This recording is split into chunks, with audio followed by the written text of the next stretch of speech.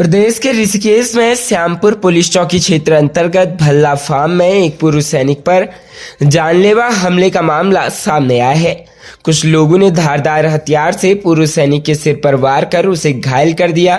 पूर्व सैनिक की पत्नी ने पुलिस को तहरीर देकर आरोपियों के खिलाफ कड़ी कानूनी कार्रवाई करने की मांग की है।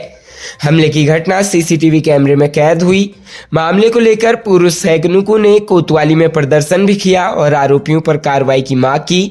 कोतवाली के वरिष्ठ उप निरीक्षक विनोद कुमार ने बताया कि तहरीर के आधार पर मुकदमा दर्ज कर लिया गया। 4 आरोपियों को गिरफ्तार कर कोर्ट में पेश किया जाएगा। पुलिस को दी गई तहरीर में ममता रावत ने बताया कि 14 मार्च की शाम को उनके पति और पूर्व सैनिक आशीष रावत घर में बैठे थे। इस दौरान पास में ही रहने वाले कुछ लोग घर पहुंचे और जबरदस्ती उनके पति को घर से खींचकर बाहर निकाला और धारदार हथियार से हमला कर घायल किया। विनोद कुमार वरिष्ठ उप निरीक्षक ऋषिकेश कोतवाली का कहना है कि तहरीर के आधार पर मुकदमा दर्ज कर 4 आरोपियों को गिरफ्तार कर लिया गया है। सीसीटीवी फुटेज और अन्य जानकारी के आधार पर पुलिस ने अग्रिम जांच और कार्रवाई शुरू कर दी है।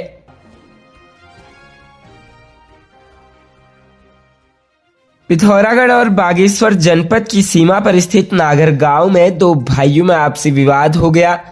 विवाद इतना बढ़ गया कि बड़े भाई ने छोटे भाई की जान ले ली। इस कांड के बाद पूरे इलाके में हड़कंप मचा हुआ।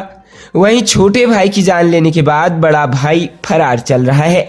जानकारी के मुताबिक पिथौरागढ़ जनपद के बनकोट के पास नागर बटगिरी गांव में बालम मेहता और नरेंद्र मेहता दोनों घर के बाहर बैठे थे। इसी दौरान नरेंद्र और बालम के बीच किसी बात को लेकर बहस हो गई। कुछ ही देर में बहस मारपीट में बदल गई। इसी दौरान बड़ा भाई किचन से चाकू लेकर आया और छोटे भाई नरेंद्र के सीने पर चाकू घोंप दिया।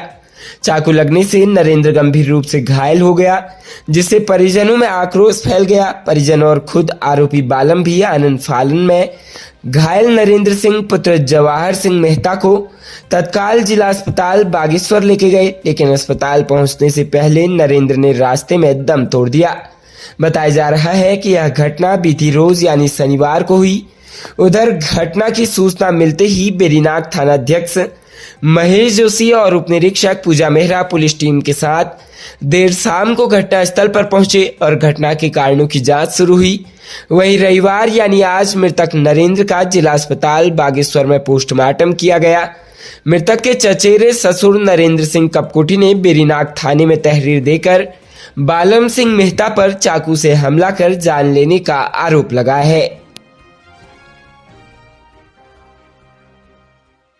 राज्य उत्तराखंड के सीमांत पहाड़ी क्षेत्र से एक महिला नेता पूर्व नगर पालिका अध्यक्ष डीडीहाट कमला चुफाल को रायसीना डायलॉग 2025 में भाग लेने का अवसर प्राप्त हुआ। यह केवल व्यक्तिगत उपलब्धि नहीं बल्कि पूरे प्रदेश के लिए गौरव का विषय है, क्योंकि पहली बार उत्तराखंड की एक बेटी विश्व मंच पर 118 देशों के दिग्गज नेताओं, विदेश मंत्रियों, कूटनीतिज्ञों और नीति निर्माताओं के साथ बैठकर अपने विचार साझा करेगी। डीडीहाट जैसे सीमांत क्षेत्र से निकलकर इस स्तर तक पहुंचना यह दर्शाता है कि उत्तराखंड की महिलाएं अब विश्व नेतृत्व में अपनी पहचान बना रही है। 17 से 19 मार्च 2025 तक नई दिल्ली में आयोजित इस प्रतिष्ठित सम्मेलन में वैश्विक शक्ति संतुलन, कूटनीति, आर्थिक विकास, तकनीकी क्रांति, जलवायु परिवर्तन, ऊर्जा सुरक्षा, साइबर सुरक्षा, अंतर्राष्ट्रीय व्यापार, महिला सशक्तिकरण, शिक्षा और स्वास्थ्य जैसे प्रमुख विषयों पर विचार विमर्श होगा। कमला चुफाल, जो उत्तराखंड के डीडीहाट पिथौरागढ़ से आती है, वर्षों तक महिला सशक्तिकरण, ग्रामीण विकास, पर्यावरण संरक्षण, शिक्षा और सामाजिक सुधार के लिए कार्य किया। उनका रायसीना डायलॉग में शामिल होना इस बात का प्रमाण है कि उत्तराखंड की महिलाएं अब केवल घरेलू सीमाओं तक सीमित नहीं बल्कि विश्व मंच पर नेतृत्व करने के लिए पूर्ण रूपेण तैयार है। वह इस प्रतिष्ठित मंच पर उत्तराखंड के पर्यावरणीय मुद्दों, ग्रामीण अर्थव्यवस्था, जलवायु परिवर्तन, पलायन, जैविक कृषि, बागवानी, शिक्षा और पर्यटन पर अपनी बात रखेंगी। राज्य उत्तराखंड के रुड़की हरिद्वार में एक पति ने शराब के नशे में अपनी पत्नी की जान ले ली। दोनों ने 3 वर्ष पहले ही शादी की थी। उधर मायके पक्ष वालों ने दहेज के लिए हत्या करने का आरोप लगाया। घटना के बाद आरोपी पति फरार है। फिलहाल पुलिस ने शव कब्जे में लेकर पोस्टमार्टम के लिए भेज दिया। पुलिस आरोपी पति के खिलाफ जगह जगह दबिश दे रही है। जानकारी के मुताबिक हरिद्वार जनपद के बुग्गावाला थाना क्षेत्र के बंदरजुड़ गांव निवासी इरशाद की शादी 3 वर्ष पहले यूपी के जिला सहारनपुर क्षेत्र में रसूलपुर गांव निवासी इस राणा के साथ हुई।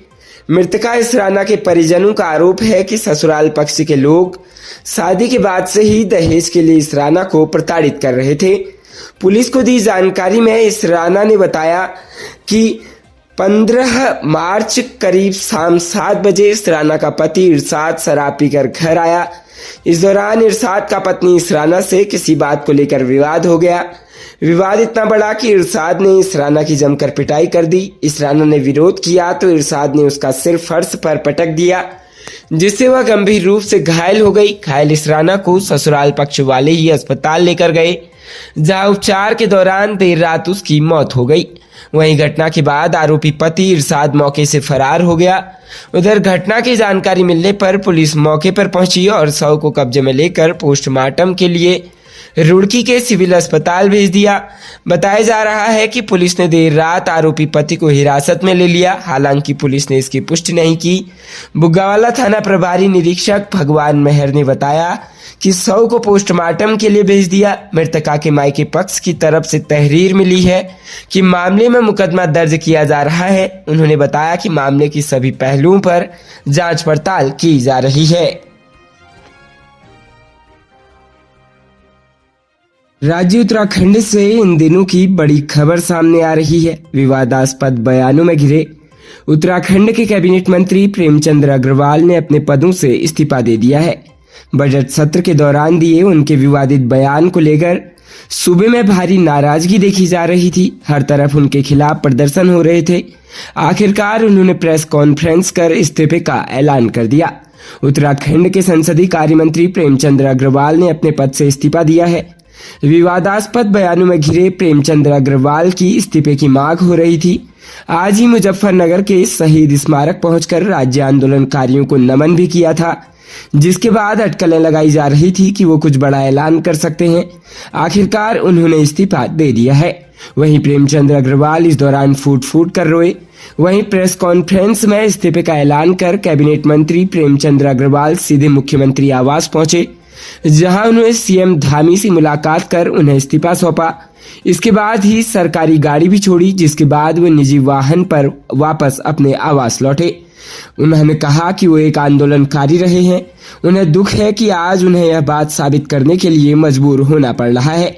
वो बेहद ज्यादा आहत हैं कि जिस तरह से इस मामले को तूल दिया गया, उसके बाद उन्होंने अपने मंत्री पद से इस्तीफा देने का फैसला किया है।